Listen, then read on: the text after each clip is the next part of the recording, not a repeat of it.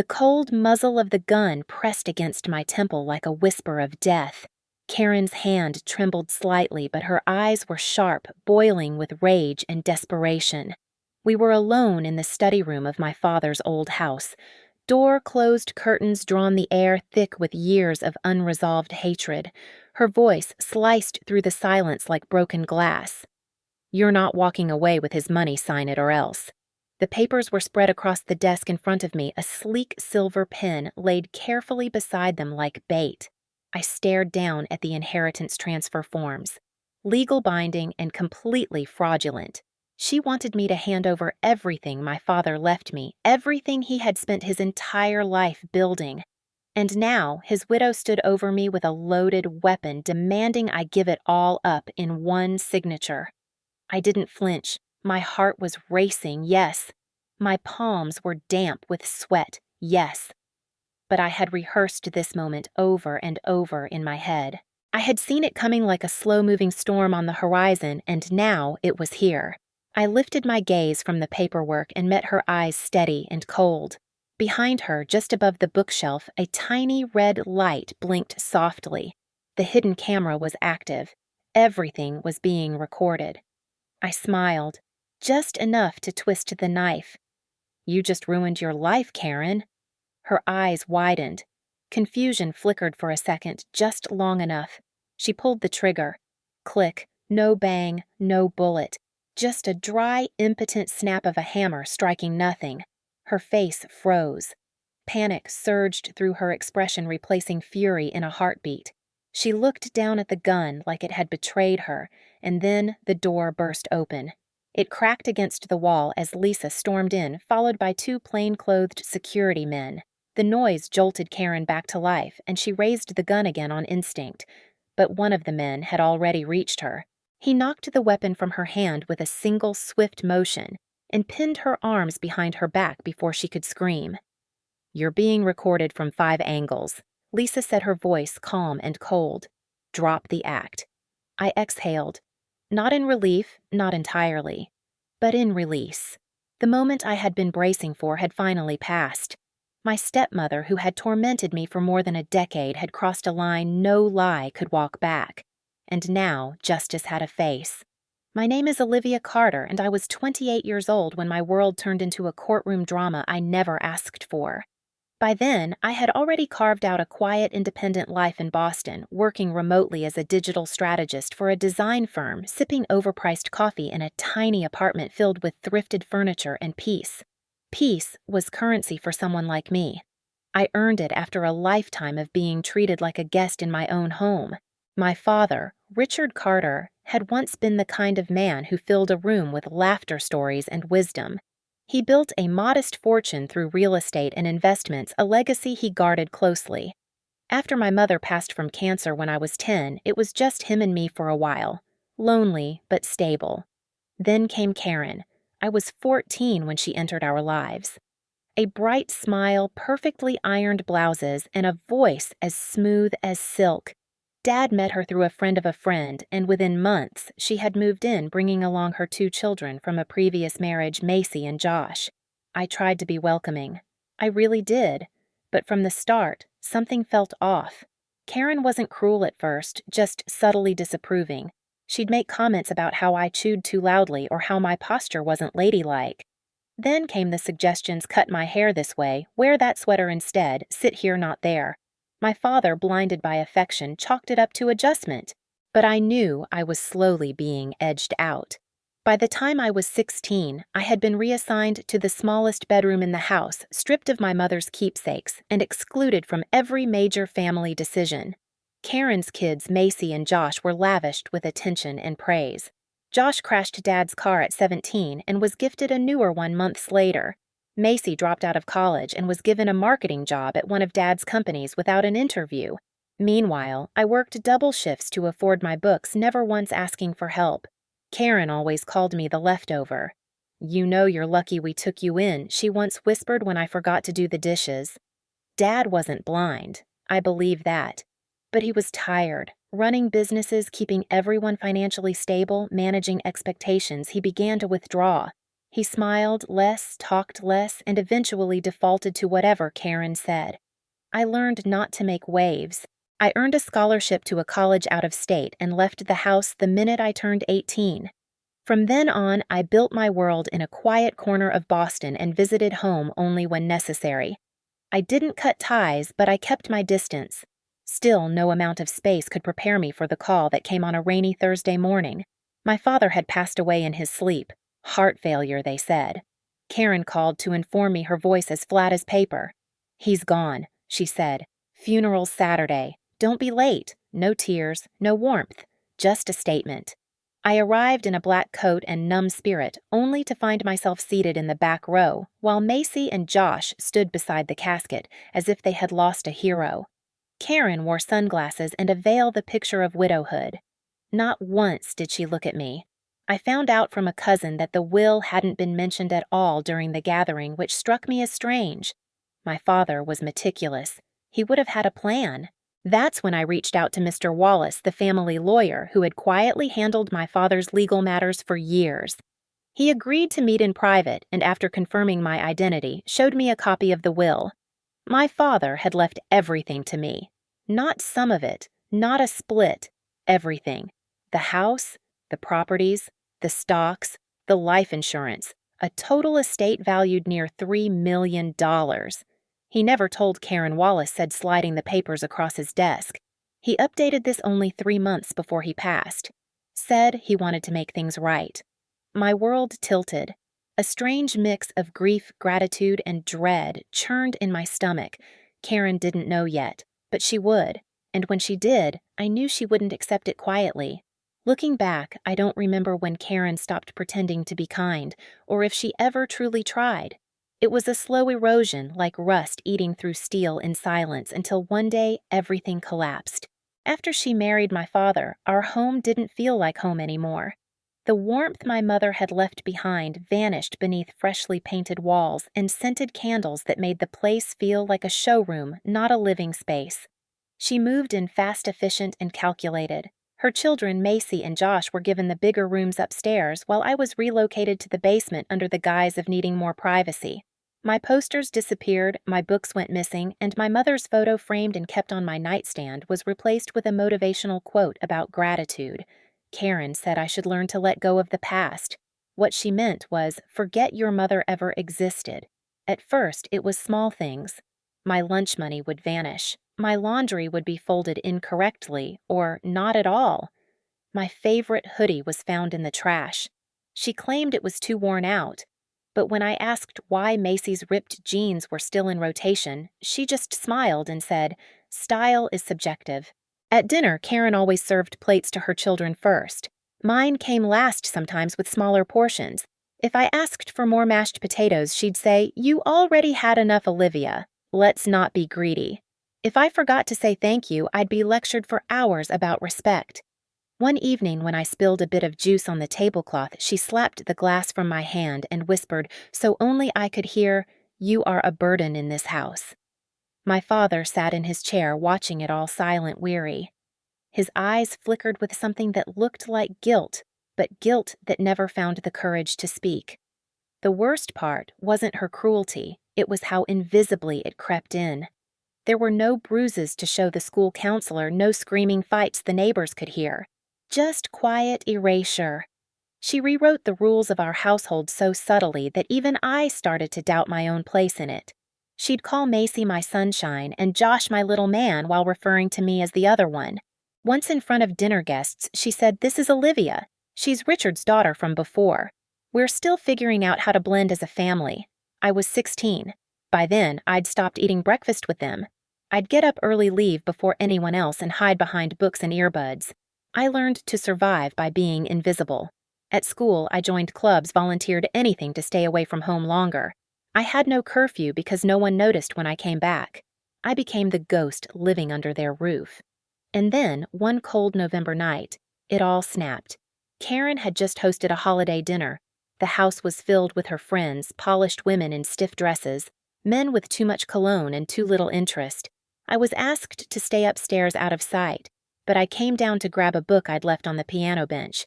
I tried to be quiet. Karen caught me halfway down the stairs. "Where do you think you're going?" she asked, wineglass in hand. "Just grabbing a book," I replied. "We have guests. You're not dressed appropriately. Go back upstairs." "I'll be quick," I said, stepping forward. That's when she slapped me. Hard. So hard, I stumbled back a step, not from pain, but from shock. The room had fallen silent. Every adult in there saw it. Not one said a word. No one intervened. No one asked if I was okay. Karen adjusted her blouse, smiled at the room, and said, "Teenagers." They laughed. I stood there frozen, my cheek burning. My father wasn't at the party. He was away on business. I went to bed that night with the sound of champagne flutes clinking downstairs and a bruise forming on my face. From that night on, I made a plan. I applied for early admission to college. I doubled my course load. I saved every dollar from tutoring and part-time jobs. I skipped prom. I skipped senior pictures. I just wanted out. When I turned 18, I left before sunrise and never looked back. I didn't leave a note. Karen didn't call. Macy and Josh never texted. My father did call once months later asking if I was okay. I said I was. He asked if I needed money. I said no. He didn't press. I think he knew. I think that silence between us said everything. We spoke occasionally after that birthday texts a phone call every few months. He came to my college graduation, sat in the back row, and left before the group photo. Still he came, and in that way, I held on to hope that maybe he cared even if he didn't know how to show it. But Karen had won the war for his presence. She controlled the house, the finances, the narrative. And by the time I graduated and got my first job, I had learned to stop asking why he let it happen. I simply built a new life where she couldn't touch me. That was the plan, until he died. And suddenly I was forced to come back to the place where everything began to confront not just her, but every version of myself that she had tried to erase. The day after the funeral, I sat alone in a quiet corner booth of a cafe 2 blocks from my apartment, nursing a coffee that had long since gone cold. My phone buzzed for the 3rd time that morning. Karen. I let it go to voicemail again. There was no part of me that wanted to hear her voice pretending civility, not after the performance she gave at the funeral. The tears she never shed the way she clutched my father's armchair as if grief had broken her, when in truth it was the loss of control that rattled her. I hadn't been home in over a year before the funeral, but that house had the same eerie silence, the same scent of expensive fabric softener and suppressed rage. Still, as I looked out the window at the steady drizzle painting the sidewalk, something in me said this wasn't over. I didn't know what Karen was planning, but I knew her silence was never benign. She was too strategic for that. So when I finally called Mr. Wallace, my father's longtime attorney, I half expected him to say Karen had already handled everything. Instead, his voice dropped to a cautious tone. "Miss Carter," he said, "thank you for calling. I've been hoping you would." My heart stuttered. "Did my father leave a will?" "He did," Wallace said. "In fact, he updated it just 3 months before he passed." I blinked. "He did, yes. And he left everything to you." The words didn't land right away. Everything. The house, the investment portfolio, life insurance, and the rental properties. Total valuation approximately $2.9 million. I couldn't speak. He left a letter with the documents Wallace added.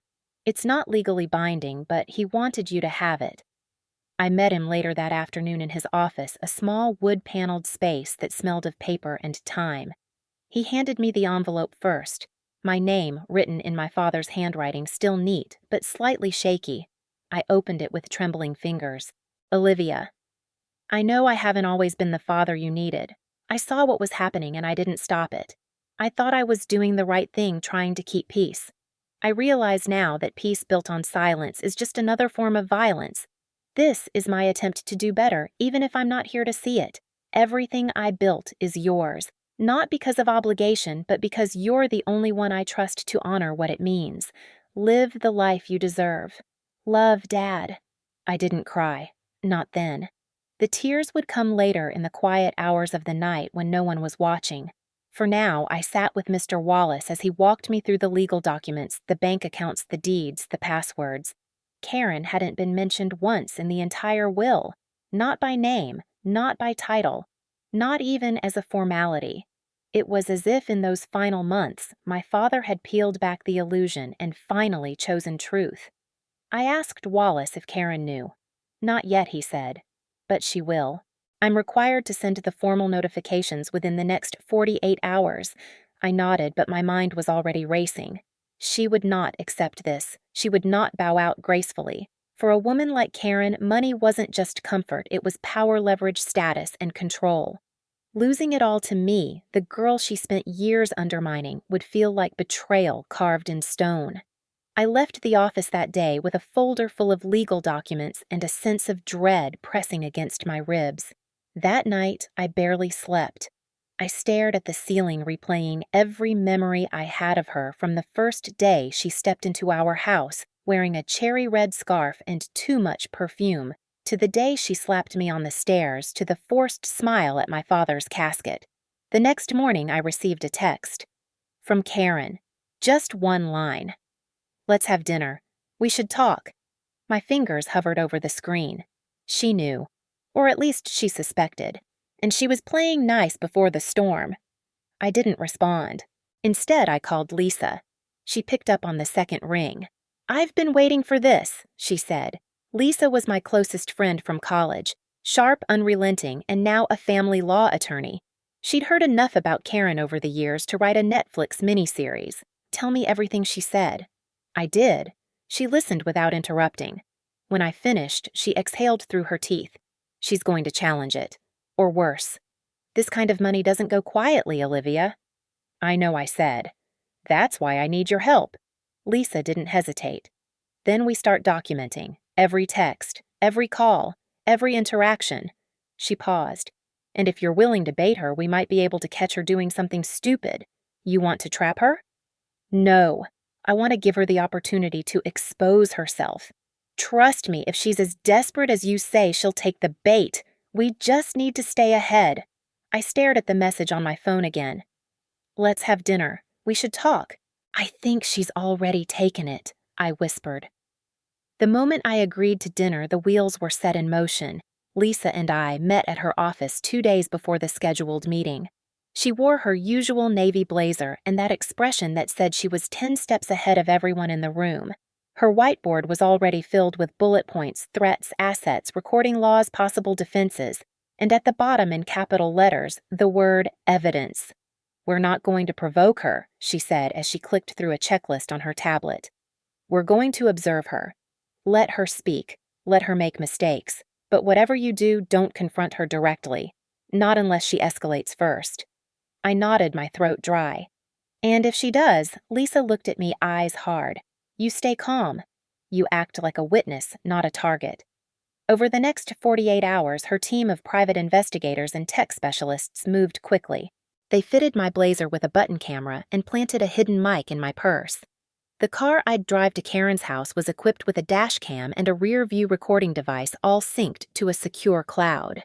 Lisa even coordinated with a third-party security firm to be on standby 5 minutes from the location. They'll be close, she said, but we don't go in unless there's a clear and present threat. Otherwise, this is just a dinner. Understood. Understood. I said, though, every part of my body was already wound tight with nerves. That night, I stood in front of the mirror for far too long. I chose a black blouse, simple, professional, emotionless, and tied my hair back to keep the camera unobstructed. I didn't wear makeup. I didn't want to look polished or soft. I wanted to look neutral, forgettable, the kind of face that wouldn't make her feel threatened even as I quietly built the case to destroy her. I arrived at the house at 6 on the dot. The same house I had grown up in, the same one she'd redesigned top to bottom until every trace of my mother was erased. Now it looked like something out of a cold, luxury catalog, gray walls, sterile lighting furniture no one dared sit on. Karen opened the door herself. She wore a silk blouse, diamond studs, and that familiar smile I'd learned to fear. Olivia, she said, her voice sugar-sweet. You look well. So do you, I lied. We moved into the dining room where the table was already set for 4. Josh and Macy were seated both dressed like they were attending a business negotiation, not a family dinner. Karen poured wine, even though she knew I didn't drink. I thought we could talk like adults, she said. No lawyers, just family. I said nothing, just nodded and took my seat. The food was catered, too perfect, too curated. Roast duck grilled asparagus quinoa salad. The kind of meal no one actually cooked unless they were trying to prove something. We ate in silence for several minutes, the only sounds the clinking of cutlery and the occasional forced chuckle from Macy. It felt rehearsed, like they had planned a script and were waiting for the right scene. Finally, Karen set down her fork and folded her hands. You probably know by now about your father's will. I met her gaze. I do. Her smile faltered for a split second. It came as a surprise to us, she said slowly. I mean, we assumed things would be divided more evenly. That's not how he saw it, I replied. Josh leaned forward. You think you deserve everything. After barely being around these past years, I turned to him. Are you suggesting I didn't love my father? I'm saying you were gone, he snapped. We were here. Were you, I said, or were you just waiting for him to die? Silence. Karen cleared her throat. Let's not make this emotional. We just want what's fair. So do I said. And fair is following his wishes. She leaned in, slightly voice dropping. Do you really want to go to court? Do you want to drag this through legal mud, waste, time, money, reputation? Because we can make that very messy for you. I'm not afraid of messy, I said quietly. Then maybe you should be, Josh muttered. Karen reached into a drawer beside her seat and pulled out a folder. We had something prepared in case you were open to negotiation. She slid it across the table toward me. I didn't touch it. It's just a simple transfer agreement, she said. We even included a generous stipend. You can walk away with comfort. No bad blood. I opened the folder and scanned the first few lines. It was a full rights release. Signing it would forfeit all my claims to the estate. I closed it. No, I said. I'm not signing. Karen's face changed. The charm fell away. Her eyes narrowed. You ungrateful little parasite, she hissed. We gave you a home, a family, a future. You gave me a prison, I said. And now I'm walking out of it. She stood up so fast her chair scraped against the floor. Her hand went to the sideboard drawer. I saw her fingers wrap around the handle of a small black pistol. Macy gasped. Josh froze. I stayed perfectly still. You think you've won, she said. You think you can steal everything and walk away? The barrel rose. I kept my gaze steady. Do you really want to be filmed doing this? I asked. She paused, just enough for me to nod toward the bookshelf. The red light blinked, small, unassuming, but unmistakable. Her eyes followed the motion. Her lips trembled, and then she pulled the trigger. The trigger clicked sharp and metallic, but the silence that followed was louder than any gunshot. No bang, no recoil. Just a dry, empty snap echoing across the room. Karen's hand trembled.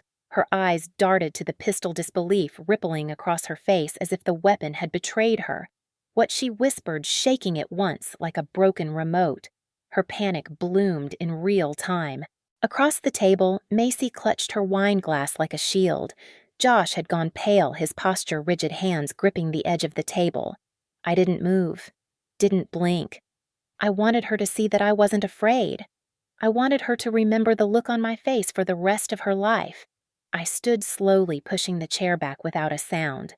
That's it, I said calmly. It's over. Karen spun toward me, mouth open, voice rising with hysteria. You tricked me. You set me up. No, I replied, still steady. You did that yourself. The door burst open with a crash. Lisa came in first, phone in hand, followed by two men in plain black clothes, their movements precise, professional, and practiced. One of them stepped between me and Karen, while the other moved to disarm her. Karen shrieked and took a step back, but the man didn't flinch. He pulled the weapon from her hand and tucked it away in one smooth motion. Ma'am, you need to stay where you are, he said. You're being recorded. There are multiple witnesses. Do not make this worse. Karen staggered, trying to regain control of her voice. She lured me here. She wanted this. Lisa's voice cut through like a blade. You invited her. You threatened her. You pulled a weapon on her in front of witnesses and cameras. Your intent is documented from start to finish. There's no bullet, Karen shouted. The gun didn't even fire. Intent is enough, Lisa snapped. And tampering with evidence won't help you now. The men moved efficiently. Macy and Josh were separated, told to stay seated. Josh tried to argue, but a glare from one of the guards shut him down. Karen looked around, desperate for an exit, but there were none. Every door was watched. Every excuse was already undone. I turned to Lisa. Is the footage live uploaded and backed up, she said. Multiple drives, cloud mirrored. We've got everything. And the gun modified before you arrived. Legally. No live ammo, only blanks if that. Then we're ready. I looked back at Karen, now deflated, chest-heaving mouth, twitching like she wanted to scream but had run out of words. You played your final card, I told her, and it was empty. The silence that followed was crushing, not just from her, but from Macy and Josh, too.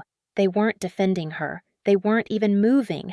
The whole house seemed to sag under the weight of their downfall.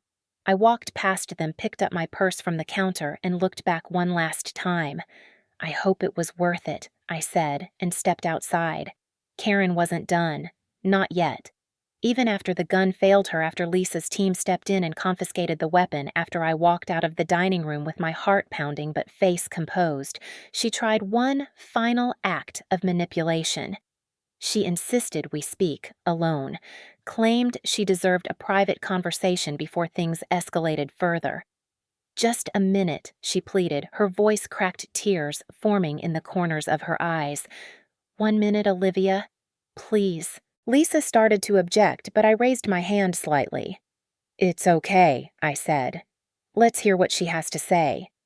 The room Karen led me into was my father's old study, but it was barely recognizable now. The dark mahogany desk had been replaced with sleek metal, the books replaced with decor that screamed money but whispered nothing of soul. She closed the door behind us. I heard the click of the lock. She turned around slowly and faced me, her breathing erratic. You really think you've won, she hissed. That letter, that will, it means nothing if I contest it. You think the courts are going to side with you? A daughter who abandoned her father? I think the courts will side with video footage, I replied. Audio, witnesses, and a gun pointed at my head. It didn't fire, she said again, quieter this time. There was no bullet, but there was intent, I said. You threatened my life for money, Karen. That's not something anyone forgets, especially not a jury. Her hands curled into fists at her sides. You always played the victim, even as a child, so dramatic, so fragile. That's why your father coddled you. That's why he couldn't see what you really were. And what's that? I asked. A threat, she spat. You were always a threat to the life I built. He would have changed everything for you. I couldn't let that happen. The admission landed like a hammer.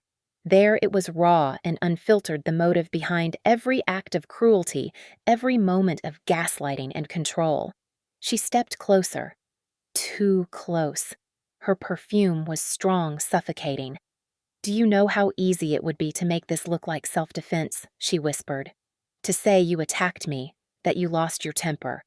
You're not going to get that chance, I said, lifting my chin. There's a mic in my purse, a camera in the button on my jacket.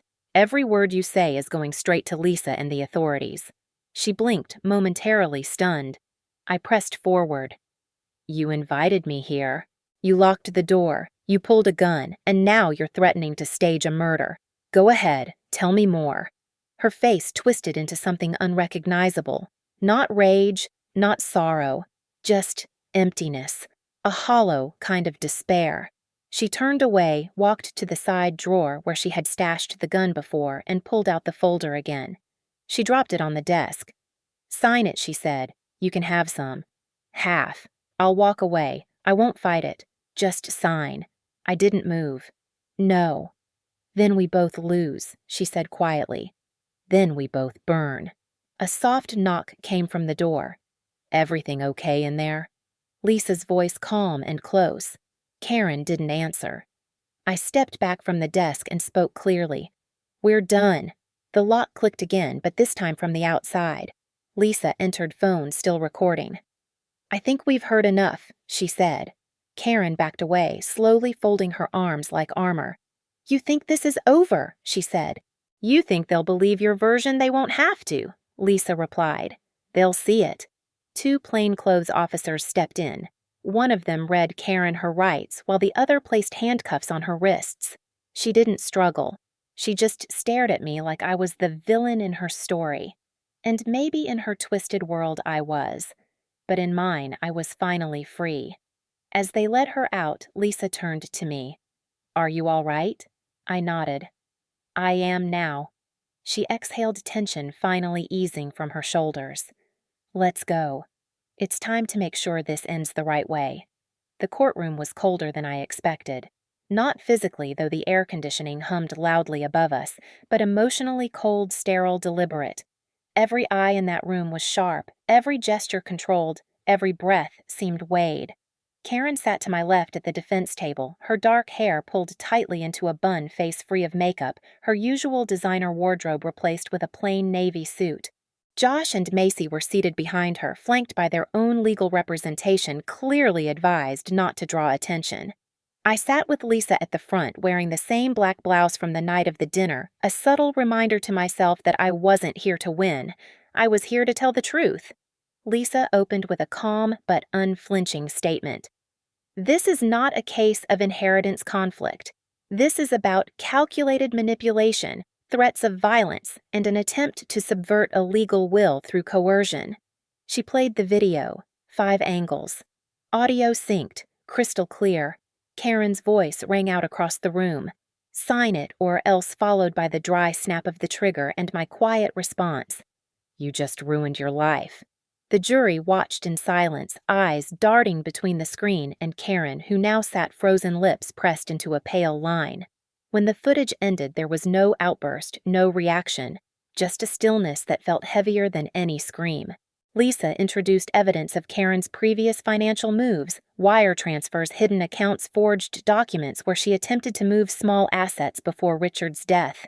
The pattern was undeniable. She'd been preparing for this.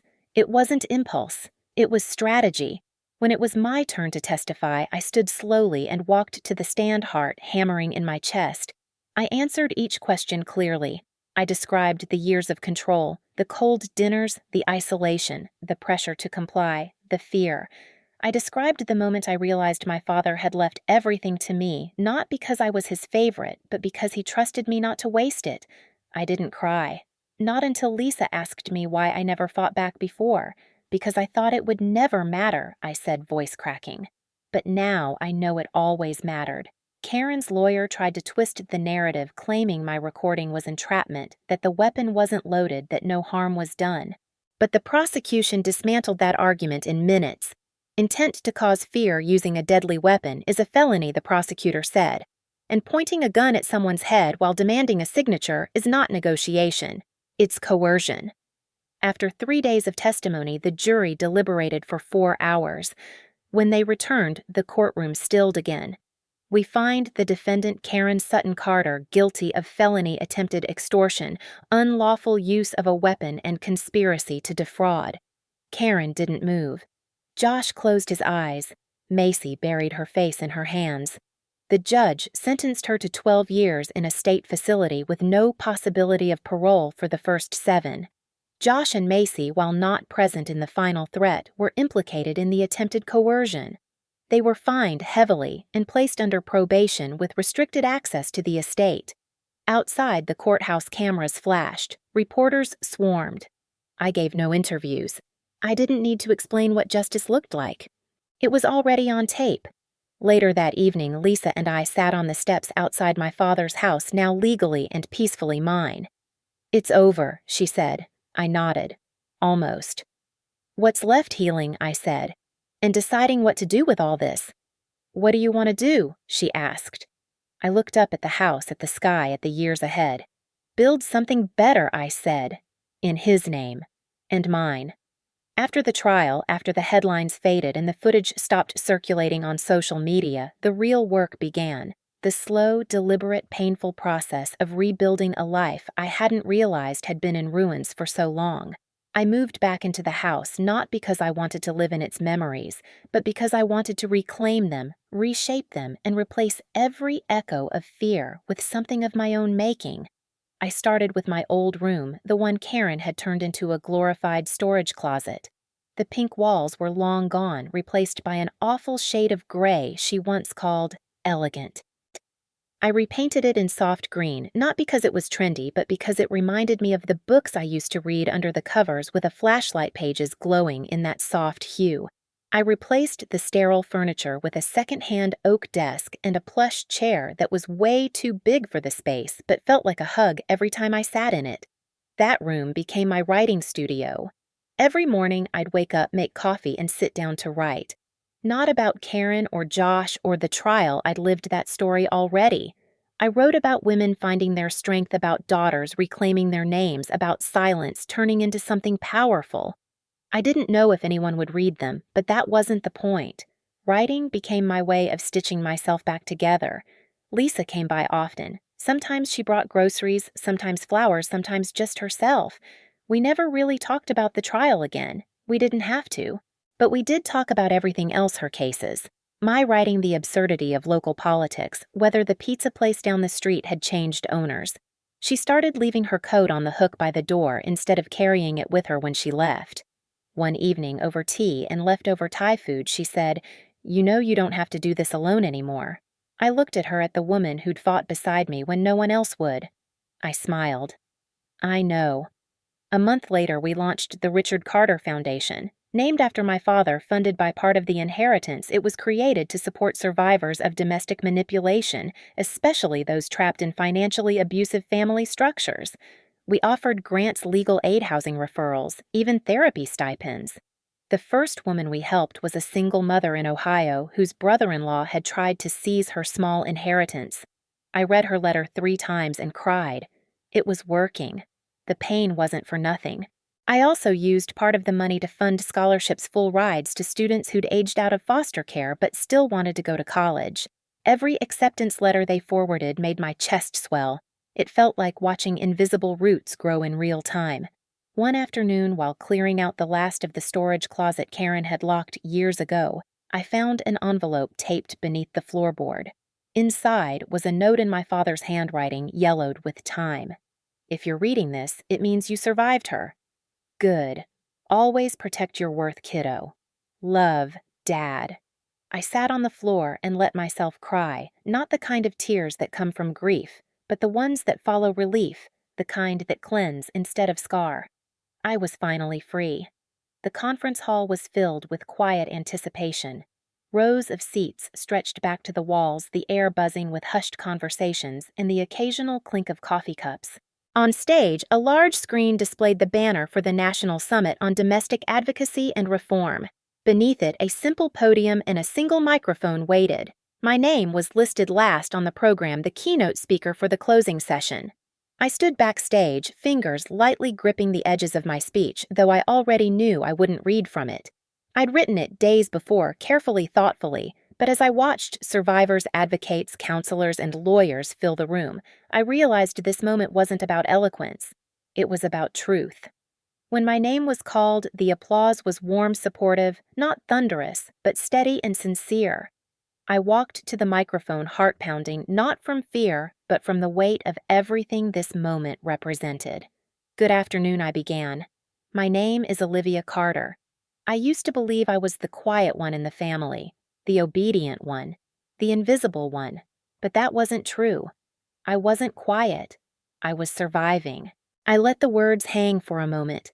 I was surviving a home that looked perfect on the outside but felt like a cage on the inside. I was raised by fear, but rescued by truth. I told them about my father, his laughter, his books, his quiet love. I told them about Karen, about the subtle forms of control that wore down my sense of self over years, about the slap that was dismissed as discipline, the lies masked as love, the inheritance turned into a battlefield. I told them about the gun, about how justice didn't begin when the trigger clicked, but when I decided to stop hiding. The moment I stopped protecting her secrets, I said, was the moment I started protecting myself. I shared how Lisa and I gathered evidence how the plan wasn't revenge, but exposure. How the law, when partnered with truth, could be a powerful force for healing. I looked out over the audience and saw women nodding, a man wiping tears, a young student scribbling in a notebook. Justice isn't always about punishment, I said. Sometimes justice is the right to tell your story out loud and be believed. Sometimes it's hearing a judge say you matter. Sometimes it's just walking through the front door of your home and knowing no one can take it from you again. I ended with my father's note, the one I'd found hidden in the floorboard. Always protect your worth, I quoted, voice thick with emotion. That's what I'm trying to do. That's what we're all doing here. The room stood in silence, then slowly applause rose. Not explosive, but deeply personal. One by one, people stood. Not just for me, I knew, but for themselves. For their own survival. For their own truth. Later that day, I stood beside Lisa outside the Foundation's booth. A line had formed, people wanting to volunteer, donate, share their stories. One teenage girl approached, eyes bright but voice trembling. "Your speech," she said, "I think it might have saved me." I didn't know what to say. I simply reached for her hand and held it. That night, as the sun dipped behind the city skyline, I sat on the porch of my father's home, now my home, and watched the lights flicker on across the neighborhood. In the distance, kids laughed, someone grilled something that smelled like summer, and music drifted faintly through the air. Lisa came outside carrying 2 cups of tea. She handed me one and sat beside me, her shoulder touching mine. We didn't speak for a long time. We didn't need to. The world had shifted. Not just for me, but for everyone who'd heard my story. And tomorrow I would write again, and again, and again. Because healing is not a destination. It is a rhythm, a return, a choice. And I was choosing it every day.